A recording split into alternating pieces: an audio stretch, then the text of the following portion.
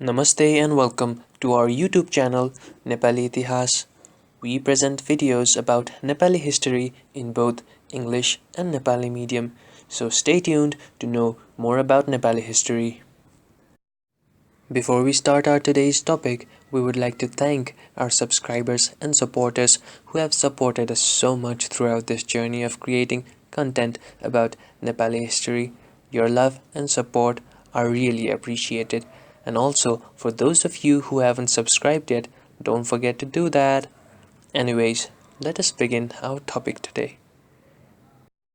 The topic of our today's video is Nepal-China War. Many of us may not know about this, but it in fact did happen. And today we will be talking about when, how, and why the Nepal-China War happened, and what were the different consequences of this war. So let us begin. The main reason for the Nepal-China War can be considered to be Tibet. Tibet had been using Nepalese silver coins since the time of the Malla kings. When Prithvi Narayan Shah launched an economic blockade on the Kathmandu Valley during his unification campaign, Jayaprakash Malla of Kathmandu faced an economic crisis, which he tried to alleviate by minting low-quality silver coins mixed with copper. After Prithvi Narayan Shah successfully conquered the Kathmandu Valley in 1769 and firmly established the rule of the Shah dynasty in Nepal, he reverted to minting pure silver coins, but by then the damage had already been done. The Tibetans demanded that all the impure coins in circulation be replaced by pure silver ones, which was a demand that would place a huge financial burden on the newly founded Shah dynasty. King Prithvi Narayan Shah was not willing to bear such a huge loss in a matter for which he was not responsible, but was willing to vouch for the purity of the newly minted coins. Thus, two kinds of coins were in circulation in the market. The case remained unresolved due to his untimely demise in 1775, and the problem was inherited by successive rulers of Nepal. By 1788, Bahadur Shah, the youngest son of Prithvi Narayan Shah and the uncle and regent of the minor king Rana Bahadur Shah, had inherited an aggravated coinage problem. On the plea of debased coins, Tibet had started to spread rumors that it was in a position to attack Nepal, and the Nepalese merchants in Tibet were also harassed. Another sore point in Nepal-Tibet relationship was Nepal's decision to provide refuge to the 10th Samarpa Lama Mipam Chodrup Gyamtso and his 14 Tibetan followers. He had fled from Tibet to Nepal on religious and political grounds.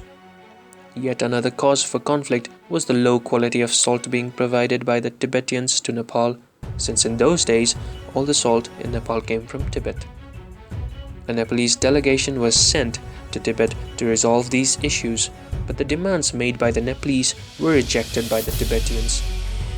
The Nepalese found the quarrel over coinage a good pretext to expand their kingdom and to raid the rich monasteries in Tibet. Thus, Nepal launched multi-directional attacks on Tibet.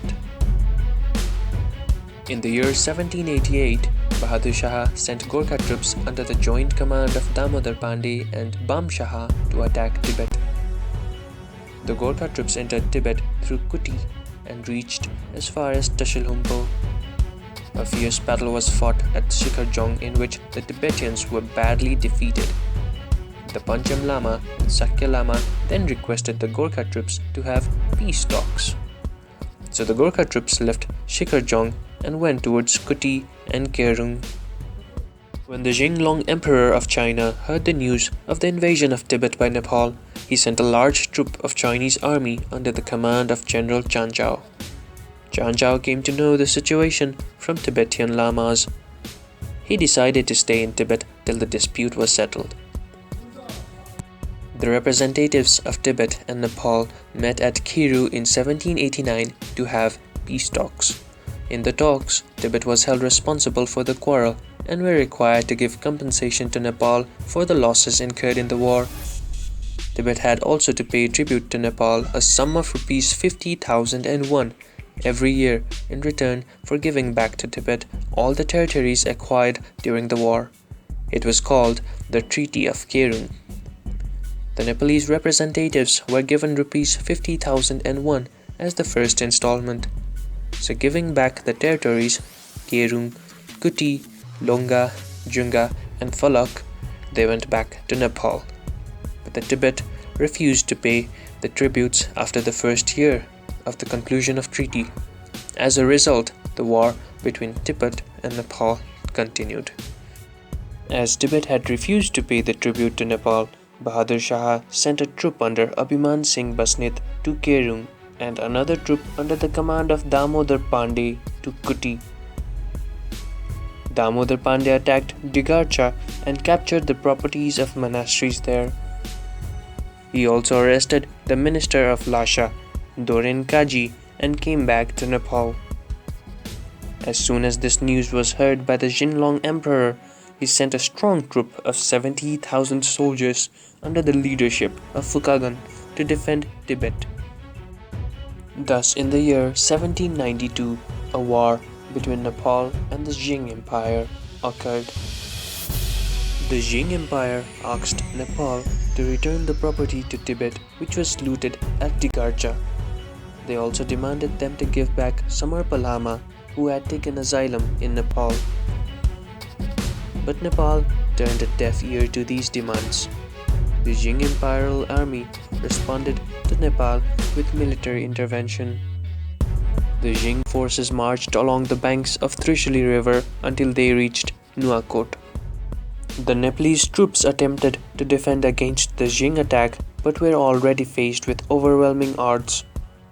Heavy damage was inflicted on both sides and the Chinese army pushed the Gorkhas back to the inner hills close to the Nepali capital. However, a comprehensive defeat of the Gorkhali army could not be achieved.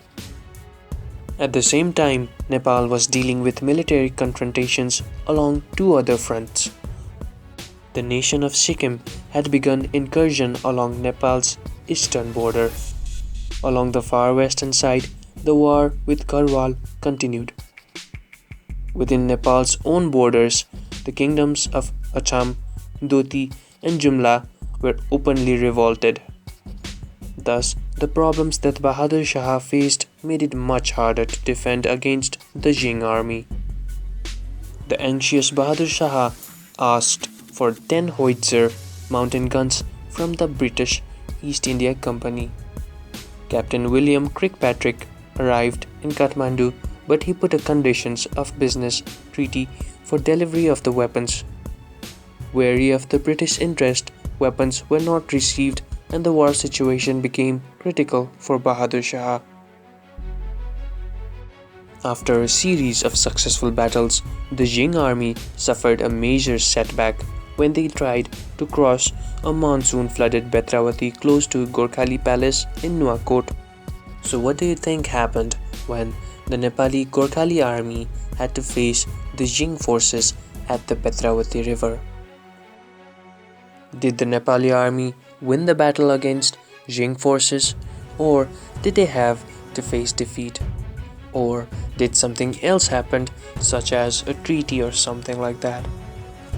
No one knows yet, so stay tuned for part 2 of this video to know about what actually happened in the Betravati river.